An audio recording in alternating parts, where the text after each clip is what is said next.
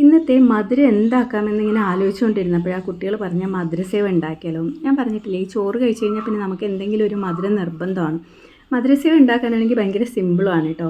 10-15 minute മതി. 1 cup കടലമാവാണ് എടുത്തിരിക്കുന്നത്. അതിലേക്ക് ഒരു അരക്കപ്പ് അരിപ്പൊടി, ഒരല്പം ഉപ്പും ചേർത്ത് അരിച്ചെടുത്ത് അതിലേക്ക് 1 ടേബിൾ സ്പൂൺ സൺഫ്ലവർ ഓയിൽ ഒഴിച്ചു കൊടുത്ത് പുട്ടിൻ്റെ പൊടി നനയ്ക്കുന്ന പോലെ നനച്ചെടുക്കണം കേട്ടോ. ഇതിലേക്ക് അരക്കപ്പ് വെള്ളമാണ് ചേർക്കേണ്ടത്. കുറേശ്ശെ ചേർത്തിട്ട് വേണം കുഴച്ചെടുക്കാനായിട്ട്. ഏകദേശം ഈ ഒരു പരുവത്തിൽ വേണം കിട്ടാനായിട്ട്. അപ്പോൾ എൻ്റെ ഈ കാരസേവയുടെ ചില്ല് വളരെ ചെറുതാണ്, അതിൻ്റെ ആ ഹോള് ചെറുതാണ്. അതുകൊണ്ട് തന്നെ ഞാൻ മുള്ളുമുറുക്കിൻ്റെ ചില്ല ഇട്ട് കൊടുത്തത് കേട്ടോ. അപ്പോൾ കുറച്ച് വലിപ്പത്തിൽ കിട്ടും. നിങ്ങൾ കണ്ടിട്ടില്ലേ, മധുരസേവ കുറച്ച് വലിപ്പമാണ്. എന്നിട്ട് നല്ല തിളച്ച എണ്ണയിലേക്ക് ഇത് പിഴിഞ്ഞ് കൊടുത്തതിന് ശേഷം ഒരു മീഡിയം ഫ്ലെയിമിൽ വെച്ചിട്ട് തിരിച്ച് മറിച്ച് വിട്ടിട്ട് നമുക്ക് വറുത്ത് കോരി എല്ലാം മാറ്റി വെക്കണം. ഒന്ന് തണുക്കാനായിട്ട് മാറ്റി വെക്കട്ടോ. അതിന് നമുക്ക് ആ ഒരു മധുരസേവയുടെ വലിപ്പത്തിൽ ചെറുതായിട്ട് പൊട്ടിച്ചിട്ട് വേണം മാറ്റി വെക്കാനായിട്ട്. എന്നിട്ട് നമുക്ക് പഞ്ചസാര പാവ് കാച്ചണം കേട്ടോ.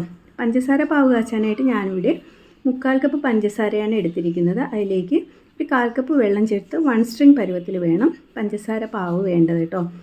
അതിൽ കുറച്ച് പഞ്ചസാര, ഒരു 2-3 ടേബിൾ സ്പൂൺ പഞ്ചസാര നമുക്ക് പൊടിച്ച് മാറ്റി വെക്കണം കേട്ടോ.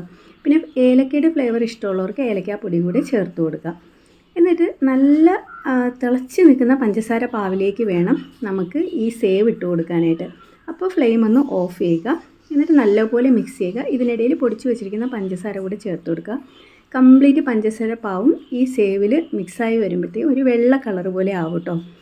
അപ്പോൾ നമുക്ക് മാറ്റി വെച്ച് ഒന്ന് നല്ലപോലെ പരന്ന പാത്രത്തിലിട്ട് തണുപ്പിച്ചതിന് ശേഷം ടിന്നിൽ അടച്ച് വെച്ച് സൂക്ഷിക്കാം കേട്ടോ. അടിപൊളി ടേസ്റ്റാണ്. എല്ലാവരും ഒന്ന് ട്രൈ ചെയ്ത് നോക്കണേ.